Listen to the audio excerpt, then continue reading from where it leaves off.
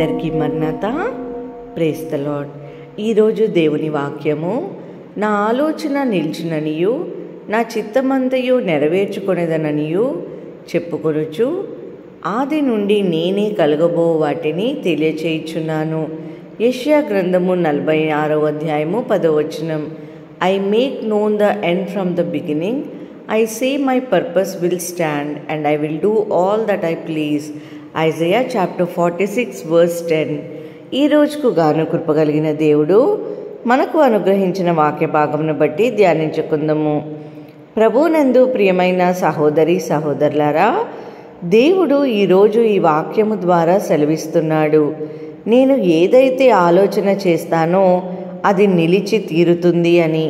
ఆయన చిత్తమే ఏదైతే ఉన్నదో అదే జరుగుతుంది అని. భవిష్యత్తులో జరగబో ప్రతి కార్యము తెలియచేయగల సమర్థుడు ఎవరు అంటే ఆయన మాత్రమేనని దేవుడు ఈ లోకమును నోటి మాటతో చేసి ఉన్నాడు. ఆయనకు తెలియనిది, ఆయన గ్రహించలేనిది లోకంన ఏదీ లేదండి. ఆయన మాట జవదాటి ఆయన పలుకును అడ్డగించి జరిగే కార్యము ఏదీ కూడా ఉండబోదు. ఎందుకంటే భక్తుడు తెలియచేస్తున్నారు, యెహోవా ఆలోచన సదాకాలము నిల్చును, ఆయన సంకల్పములో తరతరములు ఉండును. యెహోవా తనకు దేవుడిగా జనులు ధన్యులు, ఆయన తనకు సాక్ష్యముగా ఏర్పరచుకొను జనులు ధన్యులు అని. ఈ రోజున ఈ మాటలు వింటున్న ప్రియమైన సహోదరి సహోదరులారా, మీ ఆలోచనలు మీ తలంపులు నీవు అనుకున్న విధముగా జరగడం లేదేమో, నీకు విరోధముగా ఉన్నాయని అనుకుంటున్నావేమో, నీకు ఇష్టకరంగా ఏది నీ జీవితంలో జరగటం లేదు, రేపు ఏమి జరుగుతుందో తెలియని పరిస్థితిలో ఈ రోజున బహుశా జీవిస్తున్నావేమో. నీకేమి తెలిసినా తెలియకపోయినా, నీవు అనుకున్నది ఏది జరిగినా జరగకపోయినా బాధపడకు. నీ ఇష్టాన్ని నీ ఆలోచనలను దేవుని వైపు మళ్లించు. ఆయన ఇష్టమేమి నీ ఇష్టముగా మార్చుకో. పరిశుద్ధ వాక్య భాగము సెలవిస్తుంది, నరుని హృదయములో ఆలోచనలు అనేకములుగా పుట్టును, యెహోవా యొక్క తీర్మానమే స్థిరము అని. అవునండి, మనుషులైన మన హృదయములో రకరకాల ఆలోచనలు ఉంటాయి. కొన్నిసార్లు అవి మంచిగా ఉండొచ్చు, మరికొన్నిసార్లు అవి చెడ్డగా కూడా ఉండొచ్చు.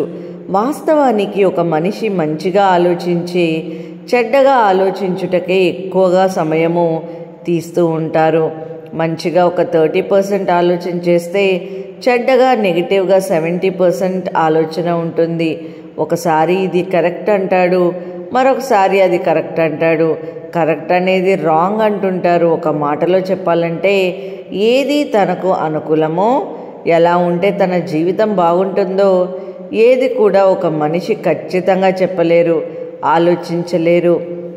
అందుకే భక్తుడు అంటున్నాడండి, మనిషి హృదయంలో ఎన్నో ఆలోచనలు ఉంటాయి, అవన్నీ నెరవేరవు, కానీ దేవుని యొక్క చిత్తమే నెరవేర్చబడుతుంది, అదే స్థిరమైనది అని. ఈ లోకంలో ఏ ఒక్కరికి మన భవిష్యత్ ఏమిటో తెలియదండి. ఎవరు జరగబోయేది గ్రహించలేరు, అంచనా వేయలేరు. అనేకులు నీ భవిష్యత్ చెప్తానని నిన్ను భయపెడుతుంటుంటారు. నీవెలా ఉండబోతున్నావో, నీకు ఎలా జరగబోతుందో, ఈ సంవత్సరం నీకు కలిసి రాదు, ఈ ఏజ్ వరకు నీవు అనుకున్నది ఏది జరగదు అని వారు చెబుతుంటారు. కానీ అవన్నీ కూడా యథార్థము కాదు. ఏ మనుషుడు కూడా జరగబోయే వాటిని గ్రహించలేడు, సొంతంగా తెలియచేయలేడు. దానిని తెలియచేసేది, దాన్ని చెప్పగలిగేది ఒక్క సర్వశక్తి గల సర్వజ్ఞాని అయిన మన దేవుడు మాత్రమే. ప్రియమైన సహోదరి సహోదరుడా, దేని గురించి ప్రయాసపడుతున్నా, ఎంత ప్రయాసపడినా, ఏది చేసినా నీవు అనుకున్న కార్యము కాక దిగులు పడుతున్నావా? నీ ఆలోచనలు నిన్ను దుఃఖపరుస్తున్నాయా? నీ ప్రణాళికలన్నీ ఫెయిల్ అవుతున్నాయా? అయితే నీలో నుండి నీ ఆలోచనలు తీసివేయి, నీ సొంత ఇష్టాన్ని తొలగించుకో, ఆయనకు ప్రార్థించు. మరి నా జీవితంలో ఆయన చిత్తం ఏమిటి? ఈ రోజున నేను ఎందుకు ఇన్ని కష్టాలు ఎదుర్కొంటున్నాను?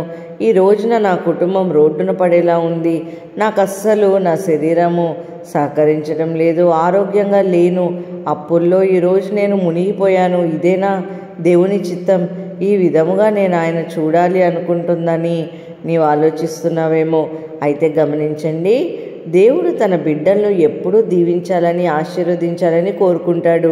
ఆయన ప్రజలమైన మనము ధన్యులము. అందునిమిత్తమనే వాక్యం సెలవిస్తుందండి, దేవుని ప్రేమించు వారికి అనగా ఆయన సంకల్పం చొప్పున పిలువబడిన వారికి మేలు కలుగుటకై సమస్తమును సమకూడి జరుగుతున్నవి అని. ఈ రోజున నీవు ఏ స్థితిలో ఉన్నా అది నీకు మేలు జరుగుటకే అని గ్రహించు. నీ ఎడల దేవుడు ఎప్పుడూ సమాధానకరమైన ఉద్దేశములే నీ పట్ల కలిగి ఉంటాడు, కానీ నీకు హాని జరిగించే ఉద్దేశములు కలిగి ఉండడు అని తెలుసుకో.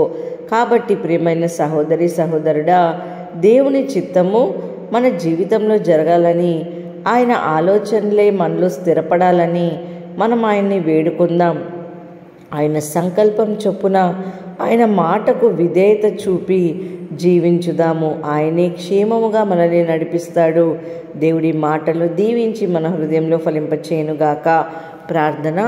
మహాపరిశుద్ధుడ ఘనమైన తండ్రి, మీ మహోన్నతమైన నామమునకు స్తోత్రములు ప్రభువా. ఇచ్చిన ఈ గొప్ప వాగ్దానం కొరకు స్తోత్రములు తండ్రి. అవును ప్రభువా, మీ చిత్తం ఏమిటో మా జీవితంలో తెలియక ఎన్నో మార్గములు వెతుక్కుంటున్నాము ప్రభువా. ఈ యొక్క ప్రార్థనలో ఏకీభవిస్తున్న ప్రతి ఒక్కరి మార్గంను సరిచేయండి ప్రభువా. మీ చిత్తానుసారంగా మేము నడువుటకు మాకు జ్ఞానంను దయచేయండి తండ్రి. మా కుటుంబంను కట్టుటకు మా జ్ఞానం దయచేయండి. ఈరోజంతా మా ముందు నడిపించమని నజరేయుడైన యేసుక్రీస్తు అతి పరిశుద్ధ నామములో అడిగి వేడుకొంచున్నాము తండ్రి. ఆమేన్.